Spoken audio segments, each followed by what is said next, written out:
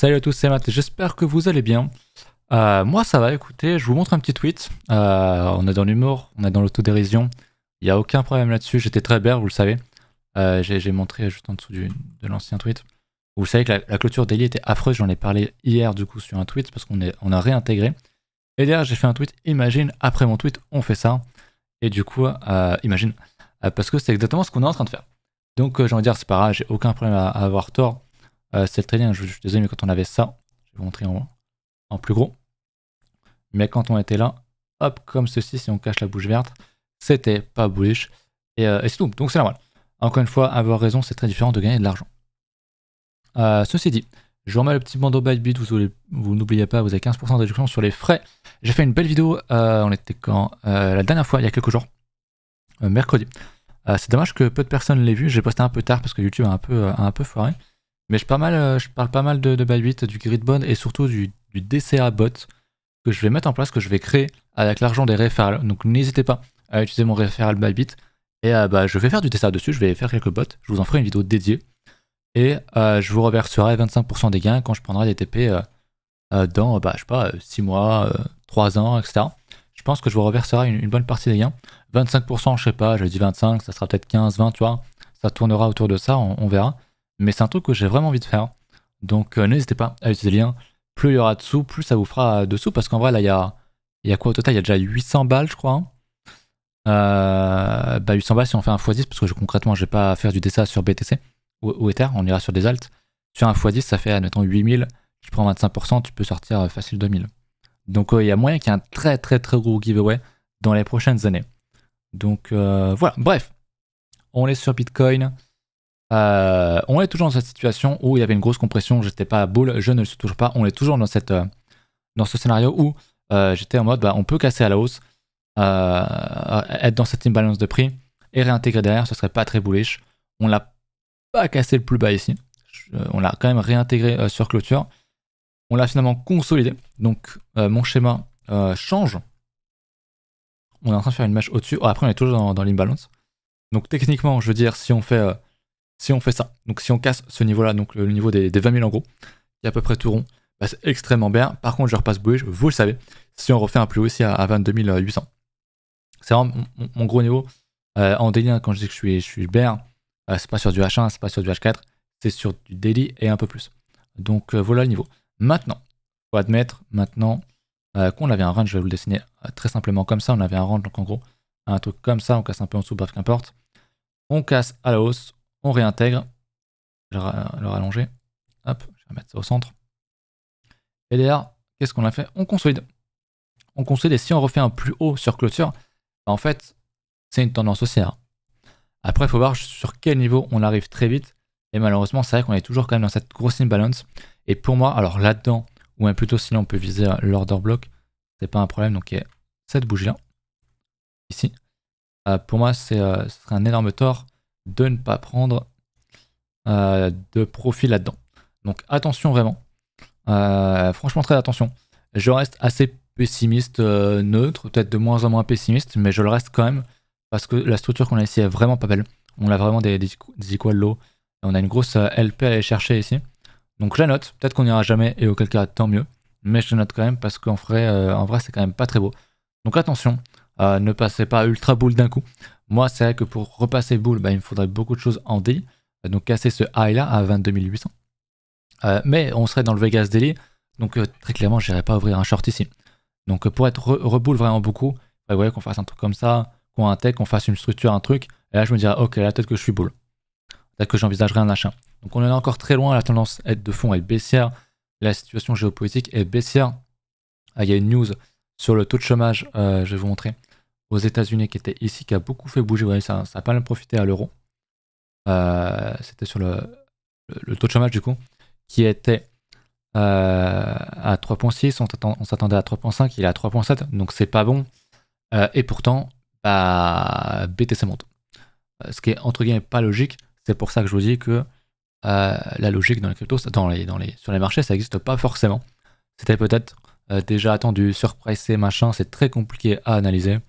Et c'est pour ça que c'est pas parce qu'une news est mauvaise qu'on dump. La preuve ici. Puisqu'en principe, s'il y a du chômage, les actifs à risque sont pas censés monter comme ça. On le verra après avec le SP, c'est différent. Il y a un petit peu une décorrélation entre le SP, donc les indices américains, et le BTC. Ce qui peut vouloir dire deux choses. On va d'ailleurs passer dessus tout de suite. Je vais vous montrer, on verra les assets, enfin les cryptos juste après. Mais si on regarde l'ESP, l'ESP prend quand même globalement assez cher depuis quelques temps. Bitcoin est plus fort, il commence à construire, c'est bien. Mais je me demande si on n'avait pas ce phénomène de, vous savez ce que je vous ai expliqué sur Ether, quand tu as un Ether qui est trop dans le vert, beaucoup plus que BTC, qui prend trop l'avance, souvent c'est pour faire FOMO, les gens FOMO pour rien, alors qu'il y a sur l'actif principal qui est Bitcoin, il n'y a pas encore exactement de gros mouvements et tout, donc c'est peut-être du FOMO, etc. Est-ce qu'on n'a pas ce phénomène entre le BTC et le SP? Parce qu'en vrai, le BTC dépend quand même pas mal du SP aujourd'hui, en tout cas dans le cadre de la crise. Et ma question c'est, est-ce qu'on ne s'enjaille pas un peu trop sur Bitcoin, alors que globalement les indices sont quand même beaucoup moins sexy? C'est ma question. La réponse, je m'attends pas à ce que vous me donniez une réponse. Enfin, si vous voulez me donner un avis, allez-y. Mais honnêtement, je sais pas. C'est pour ça que je reste quand même assez méfiant. C'est bien de voir de la résilience sur Bitcoin, c'est très très bien. Tant mieux, j'en suis très content. Mais attention, parce qu'on est encore dans cette imbalance, il y a l'order block qui est pas loin. Donc oui, on va peut-être péter, on va peut-être aller chercher les 21 800, etc. Oui. Par contre, si on va au-dessus des 22 800, pour moi, mon biais pourrait être amené à changer. À condition qu'on ait un retracement pour acheter, etc. Toujours pareil, hein, j'irai pas acheter un niveau ici, j'achète un setup, pas une résistance, voilà.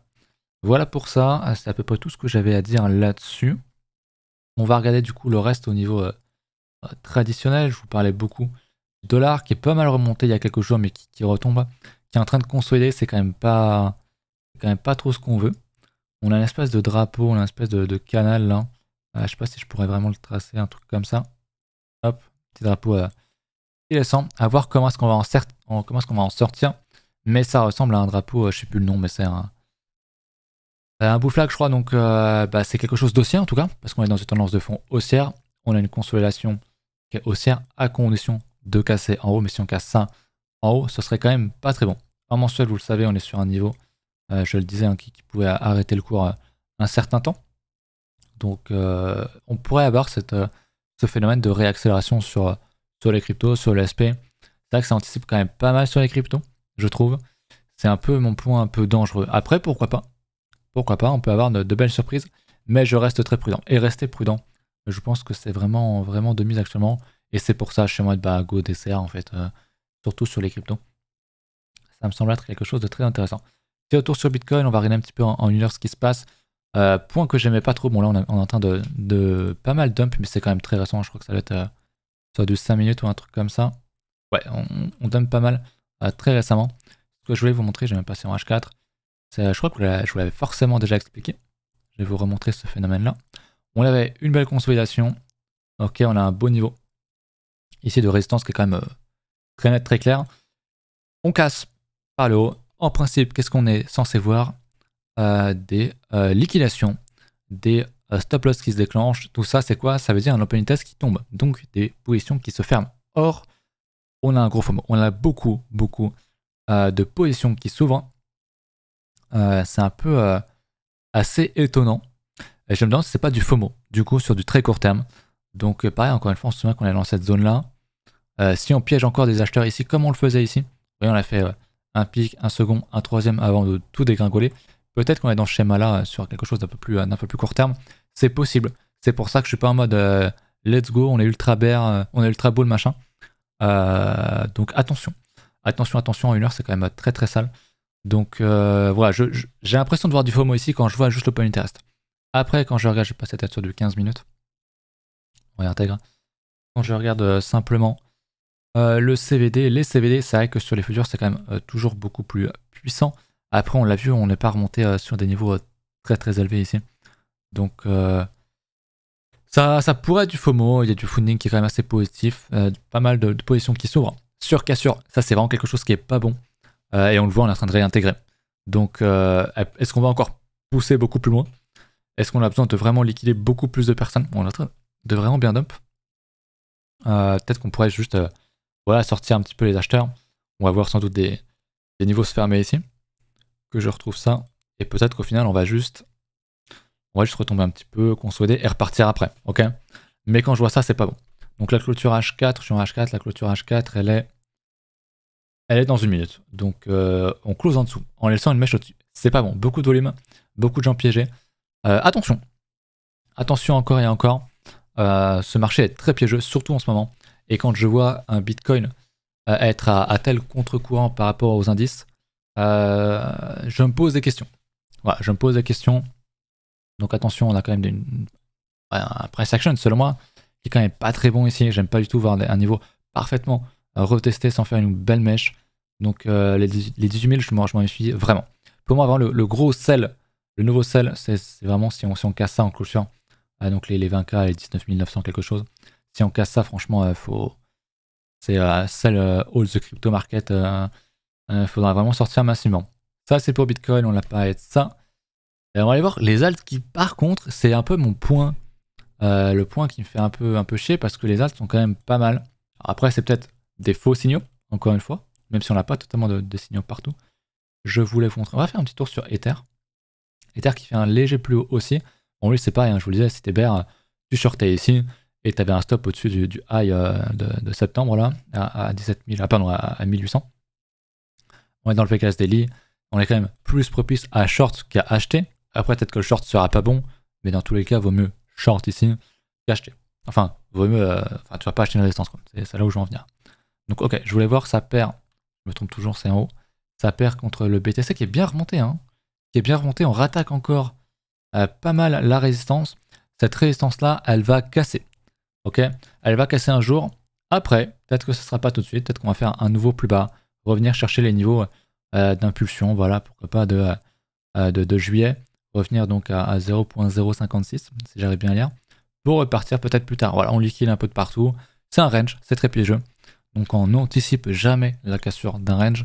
On attend que ça close et le gros niveau, pour moi, on veut voir une clôture au-dessus du niveau qui est à l'écran ici, donc les 0,088, pour agir tout simplement. Et pour l'instant, c'est de l'hebdomadaire, on a le temps. On a vraiment le temps. Donc tranquillou, je vais regarder la dominance, mais c'est la même tête globalement de manière inversée. On revient encore et encore et encore. Mais c'est un range. Ok, moi je trouve que c'est très bearish sur la dominance. Donc bullish pour les cryptos, les alts notamment. Et pour autant, on l'a pas cassé. Et là, on a fait une très mauvaise mèche. C'est-à-dire qu'on a fait une première déviation. On revient reprendre de la liquidité. Et on réintègre derrière. J'aime pas ça. Mais si on rattaque encore et encore et encore et encore ce niveau, ben à un moment donné, il va péter en fait. Tout simplement. Je voulais vous montrer l'algo qui est ici. L'algo, voilà, c'est de l'hebdomadaire. On en parlait, je crois, la dernière fois. On est sur un order block. Le niveau qui a précédé la grosse impulsion, c'est des niveaux qu'on retrace souvent. Et j'imagine que ça doit coller en plus avec un bon Fibo, un truc. J'ai pas vérifié, je vous avoue, je vais regarder ça. On est sur le 61.8, on est dans ce que beaucoup appellent la reload zone, hein, donc entre 61.8 et 78.6. Un bon niveau pour recharger. Et en linéaire, on est en dessous des 81.6. Donc oui, pour recharger, c'est intéressant. Et regardez ce qu'on a. Surtout, on est dans une localisation qui est très intéressante, très importante. Et regardez, on est en train de faire un très beau pattern. On pourrait même voir un triple bottom avec une belle cassure ici à 0,4. Si on fait une clôture en hebdo au-dessus de ça, bah c'est un double bottom ou un triple, qu'importe. Mais c'est quelque chose de bullish, donc à surveiller. À surveiller, mais en tous les cas, on laisse sur résistance, on n'achète pas ici. Il y a le Vegas Daily, vous le savez, le Vegas Daily c'est quand même assez puissant. Donc attention, c'est peut-être un piège. Si demain, Bitcoin, l'ESP, et que ça crache, enfin dump et que ça crache sur les cryptos, Algo c'est fini, Algo il va faire ça, hein, concrètement, il va redescendre. Et là tu te dis, ah bah en fait c'est bearish, on rattaque un gros niveau ici, et si on casse ça, bah finito quoi. Il faudra attendre plus tard, beaucoup plus tard, soit de réintégrer par la suite, ou de refaire une structure plus bas, machin. Donc ça prend du temps, c'est de l'hebdo, mais c'est ça ma question. Si vous avez un truc qui est vraiment très beau comme l'algo, qui casse du coup au-dessus des 0,4, et que techniquement il y a un signal, mais que Bitcoin est dans un niveau très compliqué, est-ce que vous achetez l'algo ou pas? C'est ça ma question, c'est très dur. Moi je pense que c'est pas une bonne chose. Pour renforcer son DCA sur l'algo, très bien, je vois aucun problème à ça. Mais faut pas trop mettre. Il faut vraiment se dire que le truc peut aller plus bas. Voilà. Après, bon, voilà, il y a un trade à prendre. Hein. Il y a un order block qui est pas loin. Ça peut servir de bonne target juste ici. En termes de FIBO, ça doit être un bon 50%, pas loin. En log, 38.2. Donc ouais, le 38.2 pour moi, c'est un TP qui est évident. C'est à 0,67. Donc admettons, On casse ici, t'achètes ça. Je vais mettre un stop, putain, TradingView. Le stop level, je vais le mettre à 0.13, un niveau que je vois. Hop. Mets ton stop là. Concrètement, activer le 38.2, ça peut te faire un bon 2 de R, je pense. Ah, 1.7, c'est pas fou, hein. C'est pas si fou, ça sera quand même compliqué. On va peut-être voir un autre creux en daily. Peut-être les mettre un peu plus haut, genre sous ce niveau-là. Pour avoir un R de 2.4 pour que ce soit un peu plus intéressant. Affaire à suivre, en vrai, ça se fait, hein. Ça se fait largement. Donc affaire à suivre, l'algo, je le surveille. Mais il y a la problématique de Bitcoin. Si Bitcoin crash, bah, beaucoup de choses, vous le savez, vont suivre, malheureusement. Voilà pour l'algo. Je voulais vous montrer aussi, on m'en avait parlé, le engine. Il y a pas mal de choses qui sont très belles, on en a déjà parlé dans la vidéo d'avant, que pas grand monde a vu, je vous invite vraiment à aller la voir. Je parle pas mal de choses pour le bot de DCA, ça vous intéressera je pense. L'engine qui est en daily, on m'a dit qu'il était pas mal. Ouais, bah il fait le même schéma que ce que je disais sur d'autres cryptos. C'est-à-dire une divergence, une double divergence, voire même une triple d'ailleurs. Donc c'est beau. C'est beau, on est sur on est en train de casser en plus un beau niveau. Si je zoome un peu, voilà, on peut voir un niveau ici. On est dessus, donc on n'achète pas ça. Donc bien sûr, dans tous les cas, on n'a jamais achèté un truc comme ça. Mais si on casse au-dessus des 0.47, bah en fait, pourquoi pas. Techniquement, c'est une bonne cassure. Ça se trade. Surtout après une grosse descente comme ça, le niveau d'invalidation est clair, il est sous ce creux là. Et après, tu peux aller viser le Vegas Daily, ce niveau de résistance, voilà, tu peux faire pas mal de choses. Donc ouais, il y a ce côté où les alts commencent à être intéressantes. Mais Bitcoin, moi, j'ai peut-être à tort. Hein. Peut-être que j'ai un biais bearish à tort sur Bitcoin et que je me fourvoie. Peut-être pas. Il est en train de bien dump. Ah oui, ça commence à bien dump. Ça sent le piège. Voilà. Ça sent le piège. De toute façon, c'est très piégeux un Bitcoin. On prend des mèches en bas, on prend des mèches en haut, puis finalement on retourne en bas. Vous connaissez le schéma, c'est malheureusement assez classique. Je voulais vous montrer un truc quand même parce que je l'ai vu hier autour d'un bon verre de vin avec un ami. On a l'or qui aujourd'hui du coup remonte pas mal. On va regarder ça en hebdo. L'or, je vous disais, s'il casse et qu'il réintègre, c'était très beau. Il me le faut en mensuel. Parce que le pattern ici est en mensuel. J'en profite pour vous le redire. Comme on le voit ici, ces derniers mois, l'or n'est pas un actif refuge. C'est du bullshit. Ok ? Le seul actif refuge, on l'a vu, c'est le dollar. Voilà, ça a le mérite d'être clair. Je pense que c'est quand même important de se le redire. Et qu'aujourd'hui, le seul actif refuge, c'est le dollar en fait. Parce que les gens vendent leurs assets pour garder du fiat, quel dollar majoritairement sur les marchés aujourd'hui. Un jour, ça sera peut-être le yuan chinois, ce qui n'est pas le cas parce qu'il se fait défoncer. Un jour, peut-être l'euro, j'y crois franchement pas. Mais pour l'instant, c'est le dollar. Bref, si on réintègre en mensuel, donc il reste encore 26 jours, pourquoi pas. Mais vous savez qu'on est en début de mois et que les mouvements de début de mois, c'est rarement bon signe. Les mouvements de début de bouger, là c'est un mensuel, c'est rarement bon signe. Donc je me dirais pourquoi pas choper un short. On est sur un niveau qui est intéressant, est-ce qu'on a des divs ou quoi? On est sur un range. Un truc qui m'intéresserait, c'est si on pouvait casser ce niveau-là, tu vois. Revenir un petit peu plus haut, faire ça, réintégrer. Réintégrer, je me dis, ok, là c'est un short. Tu short là, tu as un stop soit là, soit au-dessus ici. Et derrière, tu peux te ride d'une descente de l'enfer. Tu peux vraiment avoir un gros mouvement et avoir un gros R sur le gold. Donc, à mon sens, il y a un bon truc à faire sur l'or potentiellement. Après, si on réintègre et qu'on close vraiment en mensuel, bah, au-dessus de ce niveau-là, au-dessus de 1680 ou au-dessus de 2700 ici, au-dessus du high, bah, pourquoi pas. Là, pourquoi pas. Je serais beaucoup plus bullish. Mais l'or est à suivre. J'aime beaucoup. J'aime beaucoup le pattern que nous fait l'or, vous le savez. Donc ouais, j'ai parlé du SP déjà, oui. Je voulais voir peut-être, j'ai pas... le Nasdaq qui est encore pire. Le Nasdaq qui est vraiment pire, on a l'air de vouloir aller chercher le 61.8, malheureusement. Je voulais voir peut-être Coinbase. Est-ce que... Non, ça va un peu mieux. On avait un petit sentiment que ça ira peut-être mieux, mais vous voyez cette figure. Un niveau de support une fois, 2 fois, 3 fois, 4 fois, 5 fois. La 6e fois on y retourne, ça y est, enfin ça casse quoi. Donc très attention, vraiment très attention. Et avant, qu'est-ce qu'on est venu faire? Prendre un poil de liquidité, faire une toute petite mèche, prendre les stop loss et bam, on va dans l'autre sens. Vraiment, c'est pas propre au crypto, c'est sur tous les marchés. Je voulais voir du coup MicroStrategy. MicroStrategy qui se porte un peu mieux, pour l'instant en tout cas, mais très intéressant. Okay. Pas grand chose d'autre à ajouter là-dessus. On n'a pas forcément de gros diff bearish ou quoi. Bon, il est consolide, on va dire ça comme ça. Il y a pas mal de verre aujourd'hui sur les cryptos, mais attention, si vraiment il y a un mauvais move sur BTC, il faudrait faire très attention. Au niveau de la volatilité, on en a parlé une fois, j'en ai parlé qu'une fois. Juste sur la volatilité, alors je voulais plutôt voir la volatilité sur 7 jours, ça doit être l'autre. Non, c'était bien celle-là, pardon, c'était 24 heures, ça c'est 7 jours, ok. Je vais mettre en linéaire. On est très très bas sur les niveaux de volat, donc on peut s'attendre. Ouais, à chaque fois on est sur des niveaux historiques, hein. On a touché en 2020, en 2019, en 2018 et un peu en 2007. On est sur des niveaux très bas en termes de volatilité. Vous le savez, la figure en daily est quand même pas très belle. On compresse, on compresse, on compresse, on compresse, on compresse. Plus on compresse, plus le mouvement va être fort derrière, ok? Et on le voit sur cet indice, on est très très très très très bas en termes de volatilité. Je m'attends forcément que dans les prochaines semaines ou prochains mois, ça pète, qu'on a un retour de la volate. Donc on fasse un mouvement comme ça là-dessus. À la hausse ou à la baisse, comment ça va se traduire sur le cours, je sais pas. Vous le savez que je pense que ça va être malheureusement plus à la baisse. Mais je suis pas totalement fermé à l'esprit que ça vienne sur un mouvement aussi. Et tant mieux. Et tant mieux pour les cryptos qui du coup, les alts, qui ont pas mal de beaux setups qui se mettent en place. Donc voilà. Dites-moi vous pensez, ce que vous pensez de ça. Allez voir la dernière vidéo s'il vous plaît, où je parle du DCA bot. Ça m'intéresserait beaucoup d'avoir votre retour pour construire ça ensemble.